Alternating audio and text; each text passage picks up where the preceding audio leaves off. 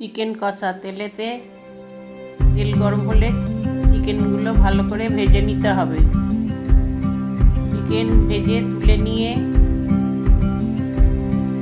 ওই তেলেতে জিরে, তেজপাতা, গোটা গরম মশলা ফোড়ন দিয়ে পেঁয়াজ রসুন ভালো করে ভেজে নিতে হবে। দিয়ে নুন দিয়ে দিতে হবে পেঁয়াজ বাটা, আদা বাটা,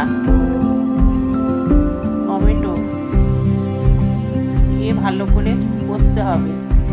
দিয়ে দিতে হবে পরিমাণ মতো হলুদ গুঁড়ো, ঝাল লঙ্কার গুঁড়ো, জিরে গুঁড়ো, ধনে গুঁড়ো দিয়ে ভালো করে কষিয়ে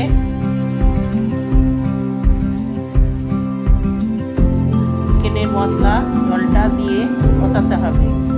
কাঁচা লঙ্কা দিয়ে দিতে হবে।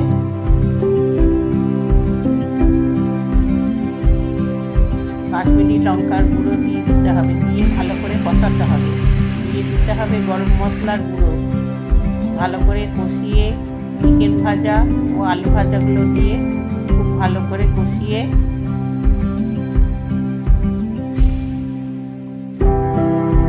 পরিমাণ মতো উষ্ণ গরম জল দিয়ে দিতে হবে। দিয়ে সেদ্ধ হয়ে গেলে সামান্য মিষ্টি দিয়ে আর ঘি দিয়ে নামিয়ে